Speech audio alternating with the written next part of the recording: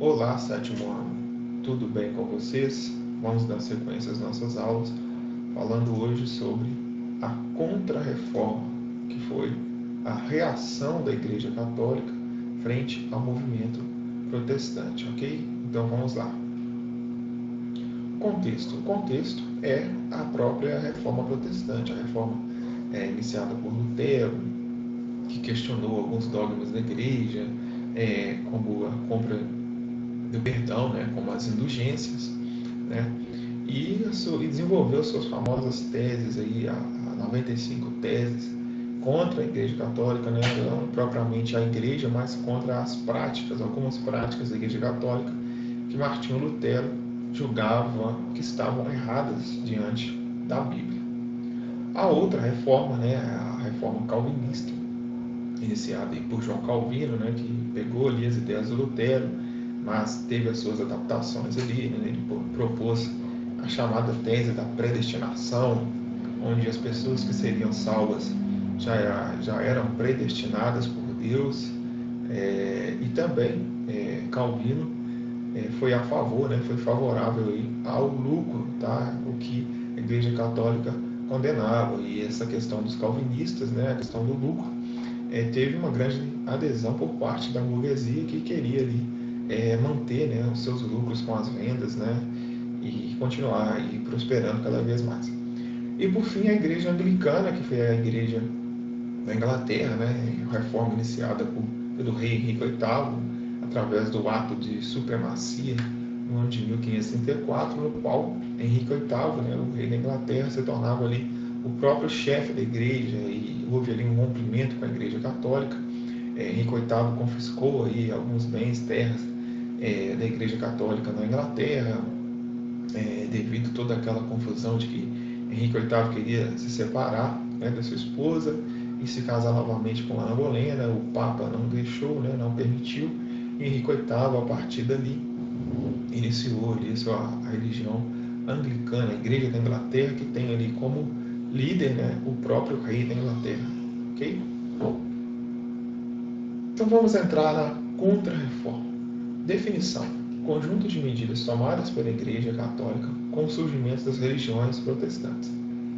Longe de promover mudanças estruturais nas doutrinas e práticas do catolicismo, a Contra-Reforma estabeleceu um conjunto de medidas que atuou em duas vias: atuando contra outras denominações religiosas, no caso, perseguindo, né, o que a Igreja pôde fazer para ela não permitir o avanço dessas igrejas, ela fez, e também a questão da expansão da fé católica, com a criação da Companhia de Jesus, que foi muito importante para a pregação. Eles eram padres missionários que iam, né, ao mundo afora para pregar o catolicismo, tá? O cristianismo segundo o catolicismo. Lembrando que o cristianismo agora tinha as suas vertentes protestante e também a católica.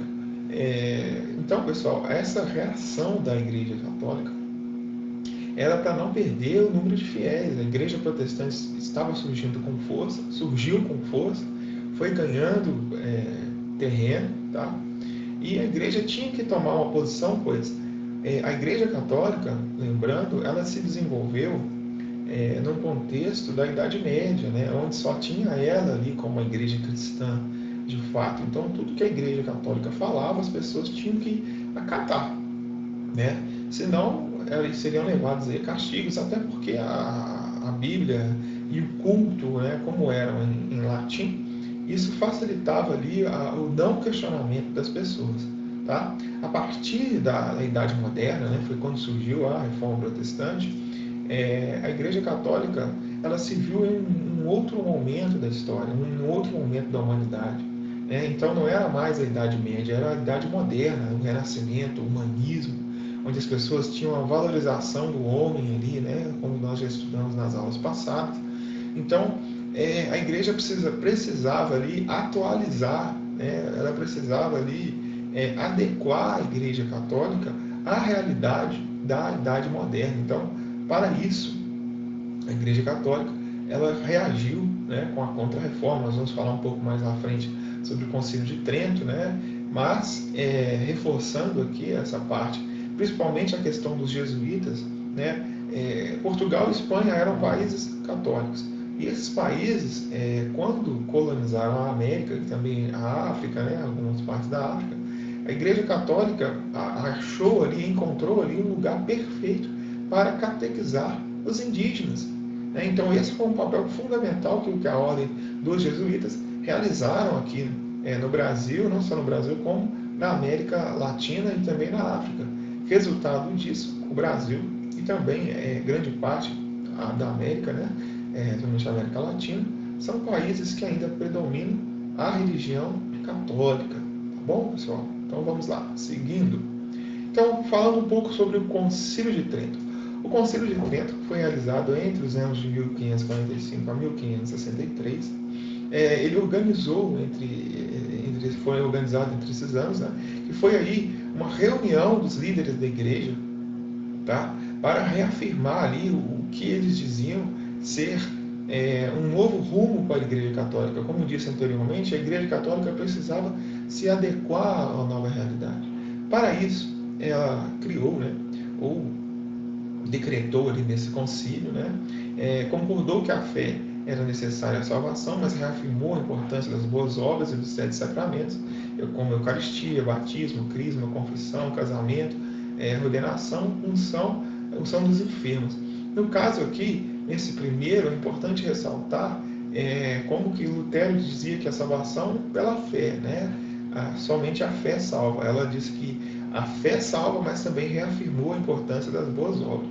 Então pegou um pouco, mas colocou a questão, manteve, né, a questão das obras também, tá bom?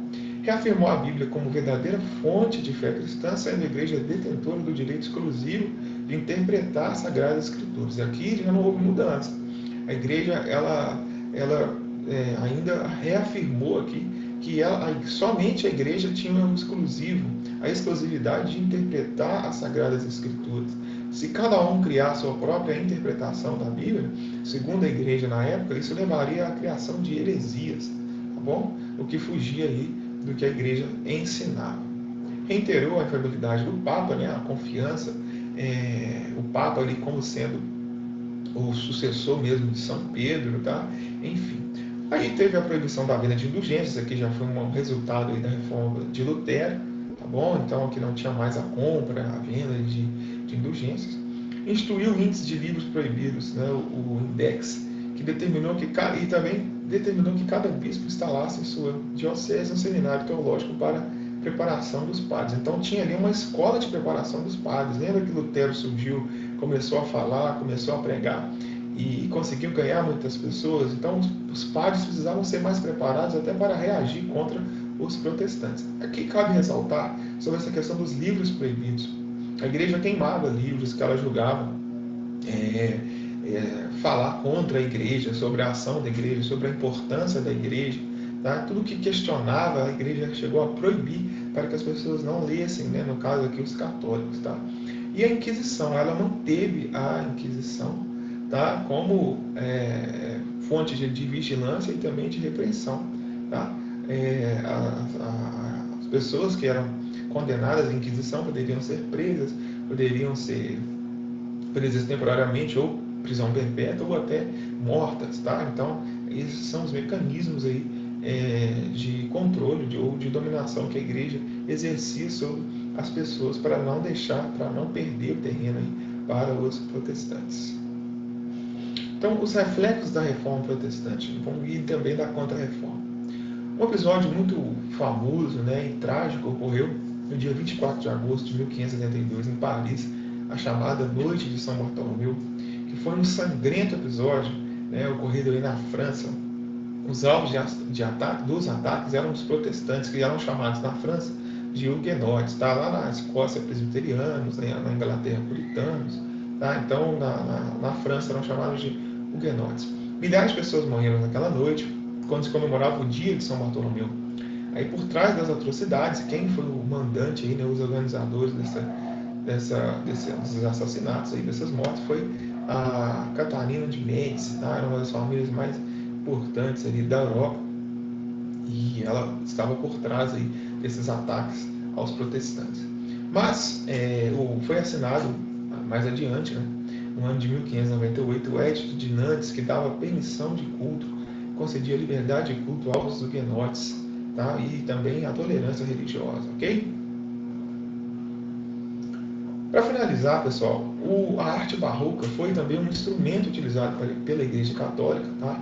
Foi um estilo artístico nascido na Itália no século XVI que se espalhou pelos países da Europa e da América Latina. Por que América Latina?